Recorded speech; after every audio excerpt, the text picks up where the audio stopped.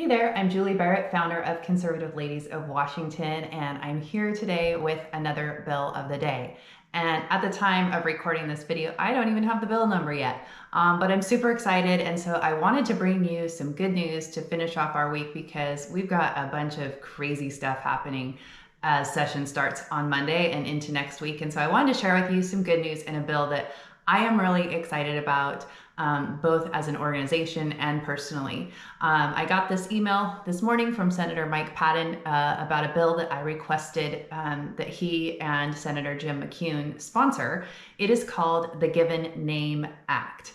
And this is very personal to me because back in June of 2022, my daughter, who was in 9th grade at the time and in North Creek High School in Snohomish, King County, I learned that the school was calling her by a boy's name and boy pronouns.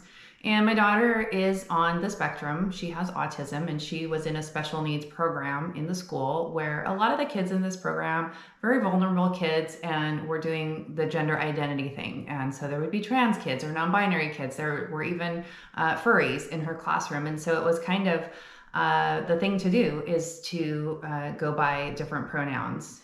If you wanted to be accepted by the teacher was one of those teachers that had the Black Lives Matter flag, the pride flags, all the different pride flags in the classroom. And so the kids who were part of the trans community were favored by the teacher, and my daughter just wanted to fit in. Not all kids want to fit in. And for those kids who are on the spectrum or just a little different, they really are vulnerable to these kinds of things because they so desperately want to fit in. And so I had learned about this because my daughter told me that they were calling her a boy's name and boy pronouns, and she decided she didn't like it and she wanted to go back to her real name and her female pronouns. And so as a parent, I was trying to coach her about, the conversations that she needed to have with those people. And in Washington State, that a parent going into a very leftist school, the administration would probably not take that well. So I was hoping to empower my child to advocate for herself. Just a couple weeks later, we had an IEP meeting towards the end of the school year, and we're about halfway through the IEP meeting, and the special needs teacher slips and says he and calls my daughter by this boy name that I knew of. And I caught it right away and I let her continue and finish. I muted myself and I sat back in my chair, kind of like this, just staring.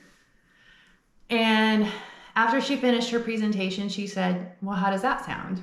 And I kind of came unhinged in a respectful way and called her, and there was a vice principal and a counselor in the meeting as well. And I said, "I know that you are talking about my child, and I know that you've been calling her by this boy's name and boy pronouns."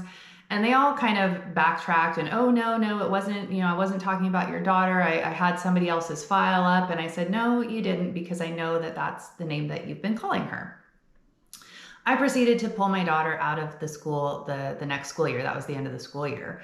But it was very damaging to my daughter, who, a lot of our kiddos, because of COVID, and my kids, because of even earlier experiences, have been suffering from mental health challenges and traumas and things like that. And so to add this whole gender confusion, gender identity stuff on top of the other things that they're going through, it's hard enough being a teenager.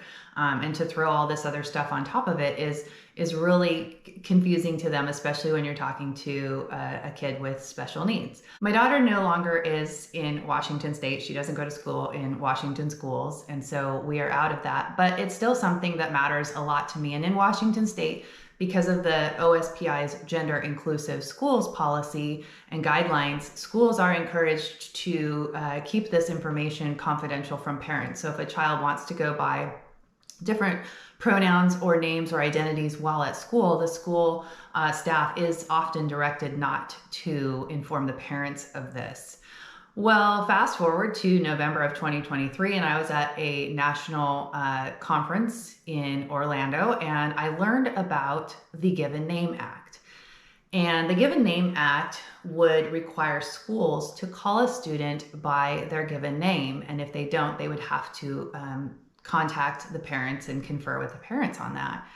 And as I heard this, it really hit me personally because of what we had been through with our student and how that had impacted her. And knowing that a lot of parents go through the same thing, and a lot of people are afraid to speak out about it. There's sort of this shame element. And in a place like Washington, it's not really a place where you can speak out about this and get support from other parents or people involved in the schools.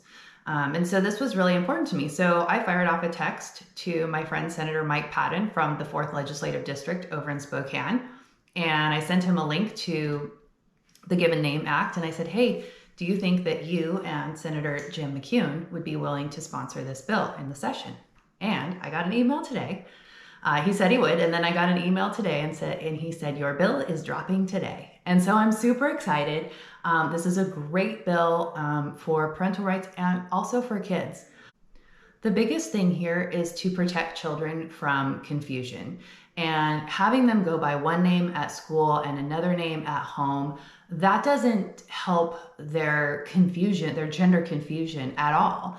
And so bringing the school and the parents together in conversation is a huge step in the right direction to protecting kids and protecting the parents' rights to parent their kids, as they are the primary stakeholders in their children's lives.